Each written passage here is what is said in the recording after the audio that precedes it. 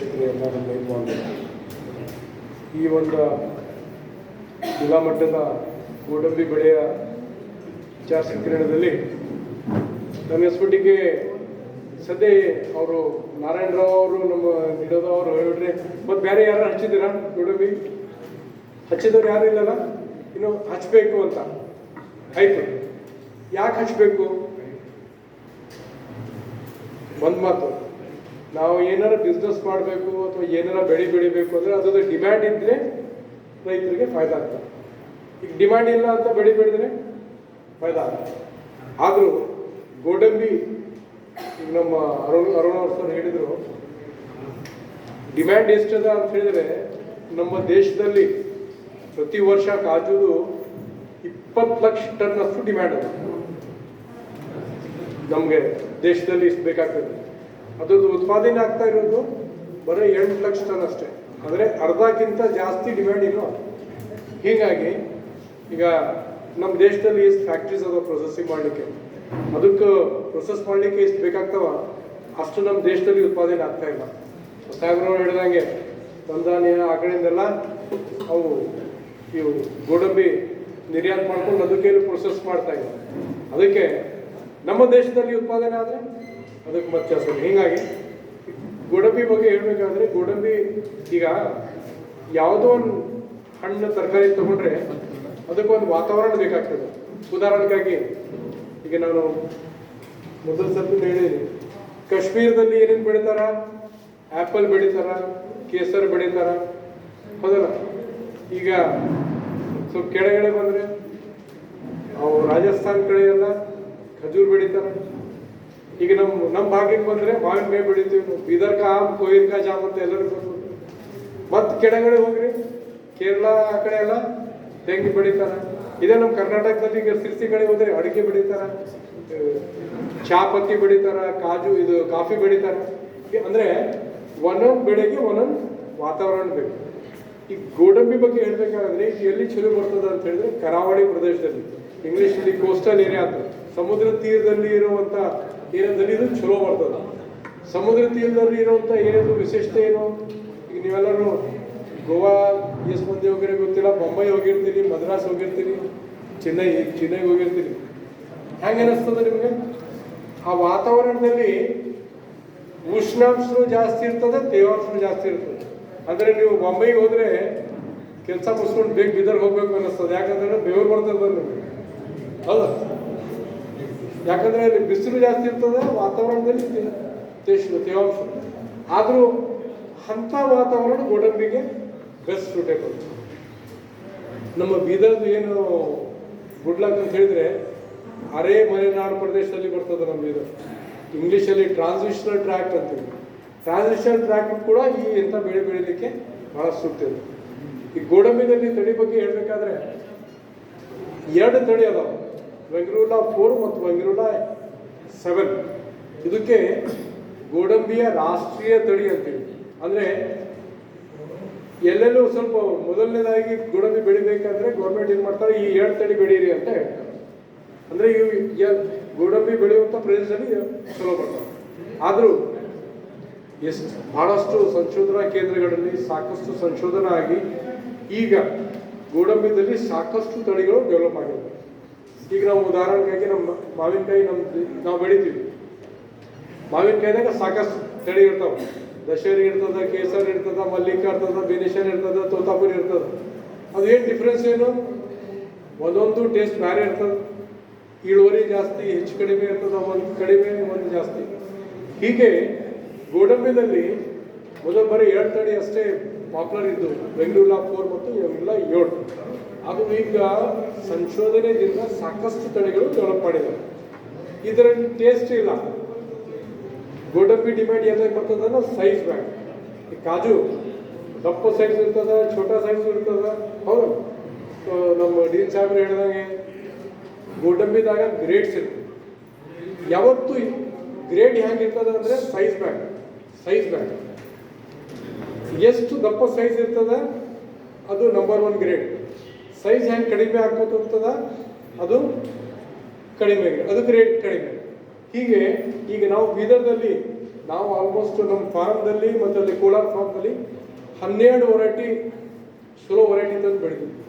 ಅದರಲ್ಲಿ ಯಾವ ವೆರೈಟಿ ಇಲ್ಲಿ ಸೂಟ್ ಆಗ್ತದೆ ಅದು ನಾವು ಮುಂದೆ ರೈತರಿಗೆ ನಾವು ಅದು ಬೆಳೀರಿ ಅಂತ ಹೇಳ್ತೀವಿ. ಅದು ಮಾವಿನಕಾಯಿದಲ್ಲಿ ಟೇಸ್ಟ್, ಅದ್ರ ಗೋಡಂಬಿದಲ್ಲಿ ಸೈಜ್. ಈಗ ನೀವು ಇಲ್ಲೇ ನೋಡ್ರಿ, ಇಷ್ಟು ನಾವು ವೆರೈಟೀಸ್ ಇಟ್ಟಿದ್ದೀವಿ, ಒಂದೊಂದಕ್ಕೆ ಒಂದೊಂದು. ಅದು ಈಗ ಹಿಂದಿ ಮೇ ಅವ್ರಿಗೆ ಬೋಲ್ತೆ ಆಮ್ ತೋ ಆಮ್ ಗುಟ್ಲಿಯೋಗೆ ದಾಮ್ ಅಂತ. ಅಂದರೆ ಮಾವಿನಕಾಯಿದು ರೇಟ್ ಇರ್ತದೆ, ಅದ್ರ ಒಳಗಿಂದ ಈ ಬೀಜ ನಾವು ಗೊಟ್ಟ ಬಿಸಾಕ್ತೀವಿ, ಅದ್ರ ಕಸಿ ಮಾಡಿ ನರ್ಸರಿ ಮಾಡಿದವರಿಗೆ ಗೊಟ್ಟ ತೊಗೊಂಡು ಹೋಗ್ತಾರ, ಹೌದಲ್ಲ? ಅಂದರೆ ಅದಕ್ಕೂ ಕೂಡ ಬೆಲೆ ಇರ್ತದೆ. ಅದ್ರ ಗೋಡಂಬಿಯಲ್ಲಿ ಒಂದು ಇದನ್ನು ತೋರಿಸ್ಬಿಡ್ತೀನಿ ನಾನು. ಆಮದು ಆಮದಲ್ಲಿ ಆಮಗೆ ಬೆಲೆ ಇರ್ತದೆ, ಗೋಡಂಬಿದಲ್ಲಿ ಇದಕ್ಕಿಂತ ಇದಕ್ಕೆ ಬೆಲೆ ಅದ. ಇದು ಆಮದ ಗೋಡಂಬಿ, ಇದು ಆಮದ. ಆದ್ರೆ ಇದಕ್ಕೂ ನಾವೇನು ಮಾಡ್ತೀವಿ, ಹಾಗೆ ಬಿಸಾಕ್ತೀವಿ. ನಿಮಗೆ ತಿನ್ಲಕ್ಕೆ ಕೊಟ್ರೆ ನೀವು ಒಂದು ತಿಂತೀರಿ, ಇನ್ನೊಂದು ತಿಂದ್ರೆ ಸಾಕ್ರೆ ಸರ್. ಮಾವಿನಕಾಯಿ ಹೆಚ್ಚು ತಿನ್ಬೋದು, ಇದು ಜಾಸ್ತಿ ತಿನ್ನಕ್ಕೆ ಆಗಿಲ್ಲ. ಅದಕ್ಕೆ ಏನಾಗ್ತದೆ, ಹೆಚ್ಚು ಇದಕ್ಕೆ ಹಾಗೆ ಬಿಸಾಕ್ಬಿಡ್ತಾರೆ. ಆದರೂ ಇದಕ್ಕೂ ಕೂಡ ಪ್ರೊಸೆಸಿಂಗ್ ಮಾಡಿದರೆ ಸಾಕಷ್ಟು ಪ್ರೊಡ್ಯೂಸ್ ಮಾಡ್ಬೋದು, RTS ತಯಾರು ಮಾಡ್ಬೋದು. ಗೋವಾದಲ್ಲಿ ಫೆನ್ನಿ ಅಂತ ತಯಾರು ಮಾಡ್ತಾರೆ, ನಮ್ಮ ನಾರಾಯಣ ರಾವ್ ಸಾಹೇಬರು ಜ್ಯೂಸ್ ಮಾಡಿದ್ದಾರೆ. ಹೀಗೆ ಈ ನಮ್ಮ ಭಾಗಕ್ಕೆ ನಾವು 12 ವೆರೈಟಿ ಟೆಸ್ಟ್ ಮಾಡಿದ್ವಿ. ಅದರಲ್ಲಿ ಬೆಂಗಳೂರ 4, ಬೆಂಗಳೂರ 7 ಅಂತೂ ಚೆನ್ನಾಗಿ ಬರ್ತಾ ಇದೆ. ಇದ್ರ ಜೊತೆಗೆ ಇತ್ತೀಚೆಗೆ ಇನ್ನೂ 4 ವೆರೈಟಿ ಚಲೋ ಬರ್ತಾ ಇದ್ದಾವೆ. ಉಳ್ಳಾಳ್ 3, ಉಳ್ಳಾಳ್ 4, ಭಾಸ್ಕರ್ ತಳಿದು ಏನು ಸ್ಪೆಷಲ್ ಅಂದರೆ ಇದಕ್ಕೆ ಒಂದೇ ಒಂದು ಕೀಟ ಬರ್ತದೆ, ಟೀ ಮಸ್ಕಿಟೋ ಅಂತ. ಅದಕ್ಕೆ ಸ್ವಲ್ಪ ಟಾಲರೇಟಿಂಗ್ ಇರುತ್ತೆ. ಹೀಗಾಗಿ ಈಗ ನೆಕ್ಸ್ಟ್ ಮುಂದಿನ ದಿವಸಗಳಲ್ಲಿ ನಮ್ಮ ಏರಿಯಾದಲ್ಲಿ ಇದ್ರದ್ದು ಏರಿಯಾ ಜಾಸ್ತಿ ಮಾಡಬೇಕು, ಡಿಮ್ಯಾಂಡ್ ಇದೆ. ವೆರೈಟಿ ಸಾಕಷ್ಟು ವೆರೈಟಿ ಅದ. ಇತ್ತೀಚೆಗೆ ಇನ್ನೂ ಒಂದು ಪುತ್ತೂರು, ಮಂಗಳೂರು ಸಮೀಪ ಪುತ್ತೂರು ಅಂತ ಒಂದು ಪ್ಲೇಸ್ ಇದೆ, ಅದರಲ್ಲಿ ಗೋಡಂಬಿ ಸಂಶೋಧನಾ ಕೇಂದ್ರ. ಅವರು ಇತ್ತೀಚೆಗೆ ಇನ್ನೊಂದು ವೆರೈಟಿ ನೇತ್ರ ಗಂಗಾ ಅಂತ, ಇದಕ್ಕಿಂತ ದಪ್ಪ ಇದು ಇರುವಂಥ ವೆರೈಟೀಸ್ ರಿಲೀಸ್ ಮಾಡಿದ್ದಾರೆ. ಅವೆಲ್ಲ ನಾವು ಟೆಸ್ಟ್ ಮಾಡ್ತಾ ಇದ್ದೀವಿ. ನೀವೆಲ್ಲರೂ ಮುಂದೆ ಗೋಡಂಬಿ ಬೆಳಿಲಿಕ್ಕೆ ಮುಂದಾದರೆ ಮುಂದಿನ ವರ್ಷದಲ್ಲಿ ನಿಮಗೆ ಇದಕ್ಕಿಂತ ಚಲೋ ವೆರೈಟಿದು ಸಸಿಯನ್ನು ಕೊಡ್ತೀವಿ. ನೀವು ಏರಿಯಾ ಜಾಸ್ತಿ ಮಾಡಿಬಿಟ್ಟು ಡಿಮ್ಯಾಂಡ್ ಅದ. ಆಮೇಲೆ ಇನ್ನೊಂದು, ಇದಕ್ಕೆ ಏನು ಭಾಳ ಕಾಳಜಿ ಏನು ಬೇಕಾಗಿಲ್ಲ. ಯಾವುದೋ ಒಂದು ಜಮೀನಲ್ಲಿ ಬೇರೆ ಏನೂ ಬಿಡೋಕ್ಕಾಗ್ತಾ ಇಲ್ಲ ಅಂಥ ಜಮೀನಲ್ಲಿ ನಾವು ಇದು ಹಚ್ಚಬೇಕು. ಆಮೇಲೆ ನಮ್ಮ ಡೀನ್ ಸಾಹೇಬ್ರು ಹೇಳಿದಂಗೆ ಈಗ ರೈತರಿಗೆ ಏನು ಮಾಡ್ತಾ ಇದ್ದಾರೆ, ಮಾವಿನಕಾಯಿದಲ್ಲಿ 10 ಫೀಟಿಗೆ ಹಚ್ಲತ್ತಾರ, 15 ಫೀಟಿಗೆ ಹಚ್ಲತ್ತಾರ, 18 ಫೀಟಿಗೆ ಹಚ್ಲತ್ತಾರ. ಯಾಕಂತ ಹೇಳಿದ್ರೆ ಜಾಸ್ತಿ ಗಿಡ ಕೊಡ್ತಾವ್ರಿ 1 ಎಕರೆಗೆ ಅಂತ. ಅವು ಶುರುದಾಗ ಚಲೋ ಅನ್ನಿಸ್ತದ, ಅದು ಗಿಡ ದೊಡ್ಡದಾದ್ಮೇಲೆ ಏನಾಗ್ತದ, बोलते हैं हिंदी में, वो पहले अच्छा लगता, बाद में सर का दर्द हो जाता. सर का दर्द ಯಾಕಾಗ್ತದ, ಟೊಂಗೆಗಳು ಒಂದೊಂದು ಹತ್ತತಾವ. ಮಧ್ಯದಲ್ಲಿ ಒಂದು ಟ್ರ್ಯಾಕ್ಟರ್ ಬಿಡ್ರಿ, ಎತ್ತು ಸಹಿತ ಹೋಗೋಕ್ಕಾಗಲ್ಲ. ಅದಕ್ಕೆ ನಮ್ಮ ಡೀನ್ ಸಾಹೇಬ್ರು ಹೇಳಿದಾಗ ಯಾವತ್ತೂ ಗೋಡಂಬಿ ಬೆಳಿಬೇಕಾದ್ರೆ ಕಮ್ಸೆ ಕಮ್ 7 ಮೀಟರ್ ಬೈ 7 ಮೀಟರ್ ಅಂತರದಲ್ಲಿ ಹಚ್ಚಿರಿ. ಇದರಿಂದ 2 ಫಾಯ್ದೆ ಆಗ್ತಾವೆ. ಏನು, ಒಂದು ಗಿಡ ದೊಡ್ಡದಾದ್ರೂ ಕೂಡ ಟೊಂಗೆಗಳು ಒಂದೊಂದು ಹತ್ಕೊಡಲ್ಲ.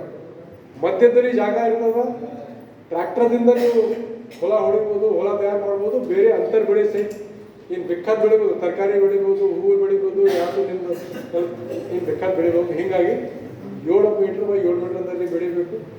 ವೆರೈಟೀಸ್ಗಳಲ್ಲಿ ಬೆಂಗಳೂರ 4, ಬೆಂಗಳೂರ 7 ಜೊತೆಗೆ ಇತ್ತೀಚೆಗೆ ಉಳ್ಳಾಳ್ 3, ಉಳ್ಳಾಳ್ 4, ಭಾಸ್ಕರ್, ಈಗ ಇತ್ತೀಚೆಗೆ ನೇತ್ರ ಗಂಗಾ ಅಂತ ವೆರೈಟಿ ಬಂದದ.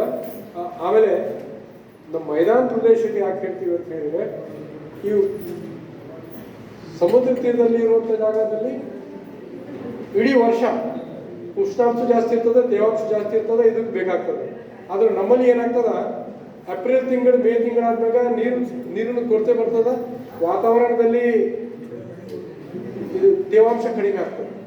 ಅದಕ್ಕೆ ನಮ್ಮ ಭಾಗದಲ್ಲಿ ಎಂಥ ತಳಿ ಬೆಳಿಬೇಕು ಅಂದರೆ ಅರ್ಲಿ ಬೇಗ ಮಾಗುವಂಥದ್ದು. ಇದು ಗೋಡಂಬಿದಲ್ಲಿ 3-4 ಥರದ ತಳಿ ಇರ್ತಾವ್ರಿ. ಒಂದು ಬೇಗ ಮಾಗುವಂಥದ್ದು, ಇನ್ನೊಂದು ಲೇಟ್ ಮಾಗುವಂಥದ್ದು.